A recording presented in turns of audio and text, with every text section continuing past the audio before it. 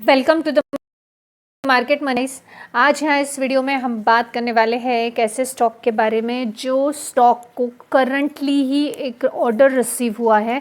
वो ऑर्डर करीबन 11 करोड़ से भी ज़्यादा बड़ा देखने को मिल रहा है। साथ ही साथ हमें मार्केट का करंट पोजीशन पता ही है कि मार्केट बहुत वोलेटाइल देखने को मिल रहा है। कभी ग्रीन होता है, अप जा रहा है, तो कभी डाउन हो रहा है, लेकिन फिर भी ये स्टॉक कॉन्स्टेंटली बढ़ता हुआ देखने को मिल रहा है।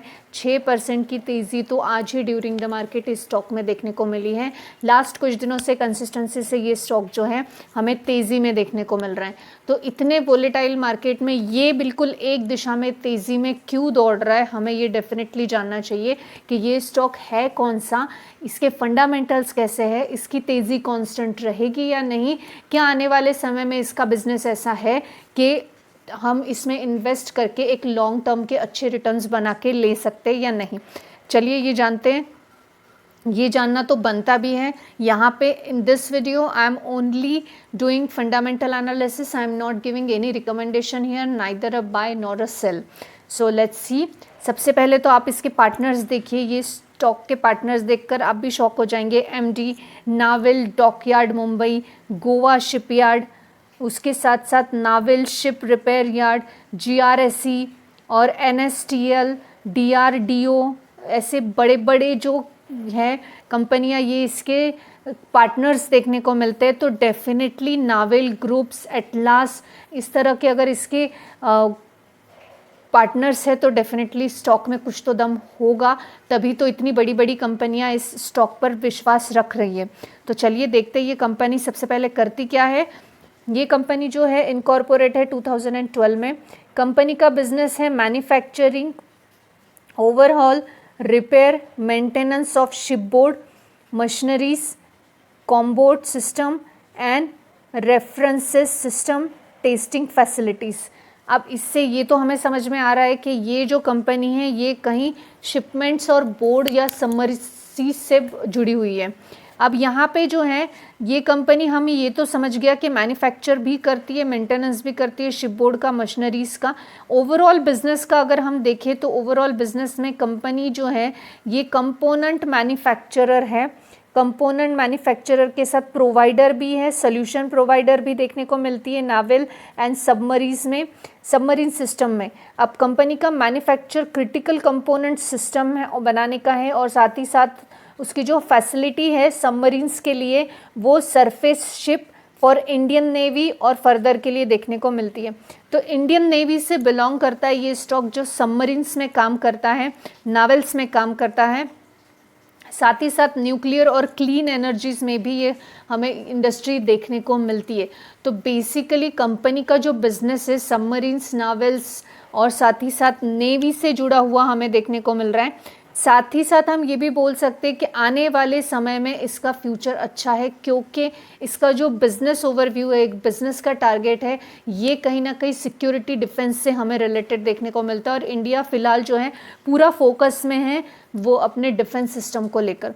तो चलिए इसके फंडामेंटल्स देखते हैं। सबसे पहले फंडामेंटल्स में आप देख सकते हैं मार्केट कैप सिर्फ 1283 करोड़ का है, यानी 1000 करोड़ के आसपास का मार्केट कैप, यानी छोटी सी कंपनी हमें देखने को मिलती है। स्टॉक पी की बात करें तो 53.8 है, यानी पियर्सिंग कंपनियों से कंपेयर किया जाए तो अंडर वैल्यूड ये स्टॉक अभी देखने को मिल रहा है। आरओसी 22.1% का है और आरओई जो है 17.4% का देखने को मिल रहा है, जो कि अच्छा देखने को मिल रहा है। फेस वैल्यू 10 का है, यानी आने वाले समय में जो है हमें स्प्लिट का बेनिफिट स्टॉक से मिल सकता है। अर्निंग पर शेयर की बात कर ले तो 12.2 देखने को मिल रहा है। प्रमोटर का होल्डिंग जो है 73.3% का है, कोई भी होल्डिंग प्लेज नहीं की गई है। पीजी रेशो की बात करें तो 0.70 है। नेट प्रॉफिट 23.8 करोड़ का देखने को मिलता है। इंडस्ट्रियल पीस 76.8 का देखने को मिल रहा है। अगर हम इसके डिविडेंड की बात कर ले तो लास्ट ईयर कंपनी ने ₹1.95 करोड़ का डिविडेंड दिया है। कंपनी पे 221,001 करोड़ का डेप है, जहां डेप टू इक्विटी रेशो 0.14 है, यानी 0.50 से भी कम देखने को मिल रहा है। वहीं करंट असेट्स की बात करें तो 160 करोड़ के हैं, जो कि डेब्ट से कंपेयर करें तो काफ़ी ज़्यादा देखने को मिल रहा है और उस हिसाब से डेब्ट बहुत कम देखने को मिल रहा है। करंट लायबिलिटीज़ की बात करें तो 45.9 करोड़ की, इन्वेंट्री 59.8 करोड़ की देखने को मिल रहा है। ओपीएम 28 का है, which is good. Petronski score के हिसाब से ये स्टॉक लॉन्ग टर्म के लिए फिट नहीं बैठता है। बैलेंस शीट की अगर हम बात कर ले तो रिजर्व्स जो है 11 करोड़ से 106 crore and then 128 crore annually year on year हम देख रहे हैं। तो अच्छे खासे डबल यानी 10 गुना की स्पीड में हमें यहाँ पे जंप 23 से 24 में देखने को मिल रही है रिजर्व्स में, जो कि एक अच्छी बात है। असेट्स की बात करें तो हम यहाँ पे असेट्स भी 89 करोड़ से 161 करोड़ एंड 199 करोड़ के देखने को मिल रहा है, which is one of the fabulous thing. अगर हम net profit and loss account की बात कर ले तो प्रॉफिट एंड लॉस अकाउंट में सेल्स जो है 71 करोड़ थे 2023 में, मार्च 2023 में, देन मार्च 2024 में 107 करोड़ एंड देन मार्च 2025 में 146 करोड़। तो एक मैसिव जंप हमें सेल्स में देखने को मिल रही है और वहीं पे एक्सपेंसेस भी बढ़ते हुए देखने को मिल रहे हैं। तो एक्सपेंसेस बढ़ेंगे, अगर बिजनेस बढ़ेगा तो डेफिनेटली यहाँ पे ये चीज़ एक्सपेक्टेड ही है। नेट प्रॉफिट की बात करें तो 10 करोड़ से 17 करोड़ एंड 17 करोड़ से 24 करोड़ का नेट प्रॉफिट देखने को मिल रहा है। नेट प्रॉफिट में भी एक अच्छी जंप हमें देखने को मिल रही है।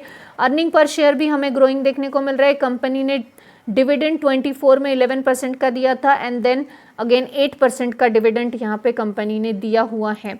तो अब चलते हैं हम मोस्ट इंपॉर्टेंट फैक्टर यानी शेयर होल्डिंग पैटर्न। अगर हम शेयर होल्डिंग पैटर्न की बात करें तो आप देख सकते हैं प्रमोटर का होल्डिंग, जैसे हमने पहले भी देखा, 73.30% का है और कोई भी होल्डिंग प्लेज नहीं किया गया है। इसमें एफआईएस बिल्कुल 2023 में 0.07% के थे, जो कि बाद में एग्जिट कर गए और अभी एफआईएस का होल्डिंग यहाँ पे कुछ भी नहीं है। डीआईएस की हम बात कर ले तो डीआईएस जून 2023 में 1.34% के थे, जो कि आज 0.14% के रह गए। पब्लिक का होल्डिंग यहाँ पे 26.55% का देखने को मिल रहा है। एक sound definitely share holding pattern यहाँ पे है, क्योंकि प्रमोटर का होल्डिंग काफ़ी स्टेबल है। एफआईएस और डीआईएस का अस्तित्व इस कंपनी में नहीं है। अब वो क्यों नहीं है, इसका रीज़न जो है आप मुझे कमेंट सेक्शन में बताइए। मैं जानना चाहूँगी कि आप इस आइडिया को समझते हैं या नहीं। एफआईएस और डीआईएस का होल्डिंग न रहने का मतलब क्या होता है। अगर हम स्ट्रेंथ देखें कंपनी की तो कंपनी का जो रेवेन्यू ग्रोथ है ये 45.78% से बढ़ा है लास्ट 3 सालों में, विच is one of the very positive factor. Company has maintain a good ROE 30.32 over the past 3 years की बात हो रही है। हमने अभी देखा था आरओई और आरओसी जो है कंपनी का अच्छा देखने को मिल रहा है। यहाँ पे ये दोनों भी फैक्टर इसके पॉजिटिव या स्ट्रेंथ में काउंट हो रहा है, जो कि लास्ट 3 सालों की बात हम कर रहे हैं। इंटरेस्ट कवरेज रेशो 15.40 का है, जो कि एक हेल्दी इंटरेस्ट कवरेज रेशो देखने को मिल रहा है। वहीं पे कंपनी ने मेंटेन किया है एवरेज ऑपरेटिंग मार्जिन 25.78%, वो भी लास्ट 5 सालों में। कंपनी की लिक्विडिटी पोजीशन जो है करंट रेशो की ये 3.49 है, जो कि एक हेल्दी लिक्विडिटी पोजीशन मानी जाती है। वहीं पे कंपनी का जो प्रमोटर का होल्डिंग है वो हायर है, which is one of the plus positive point for this company. चलिए कुछ लिमिटेशंस देखते हैं। यहाँ पर आप देख सकते हैं लिमिटेशन में 2 ही चीज़ें देखने को मिल रही है। जो कैश फ्लो है ऑपरेशनल वो -3.22 है, which is one of the considerable point for this company. As well as EBITDA margin जो है ये हाई देखने को मिल रही है 30.54, वो ट्रेडिंग एट हाई इबिटा है, ये भी एक थोड़ा कंसिडरेबल पॉइंट देखने को मिल रहा है। अब हम बात कर लेते हैं कि ये स्टॉक है कौन सा। हम जो स्टॉक की बात कर रहे हैं वो है CFF फ्लूइड कंट्रोल लिमिटेड। अब CFF फ्लूइड कंट्रोल लिमिटेड जो है आज इसमें मोर देन 7% की तेज़ी आपको देखने को मिली होगी। वहीं पे आप अगर लास्ट 5 दिनों की तेज़ी इसकी देखें तो मोर देन 8% यानी करीबन 9% की देखने को मिल रही है। वहीं पे आप इस स्टॉक का 5 साल का परफॉर्मेंस देखेंगे तो आपको ये 300% से ज़्यादा के रिटर्न्स ऑलरेडी बनाकर दे चुका है।